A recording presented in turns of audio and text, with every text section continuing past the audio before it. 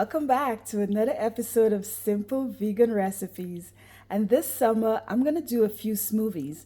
The first one I'm going to start off with to give you a little bit more energy throughout the summer. So for that recipe, you will need 1 cup of spinach, half a cup of pineapple, 1 peeled kiwi, 1 cup of almond milk, half a cup of ice or water, and half a cup of blueberries. So I'm gonna put those in the blender and I'm gonna blend this.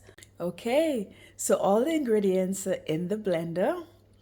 We have our spinach, our pineapple, our kiwi, almond milk, half a cup of ice, and half a cup of blueberries in there. So let me go ahead and put this on and blend this. Okay, so we're all done. As I always do, encourage you guys to give those simple vegan recipes a try and subscribe to this channel for more simple vegan recipes. And I'll see you next time on Simple Vegan Recipes. Bye for now.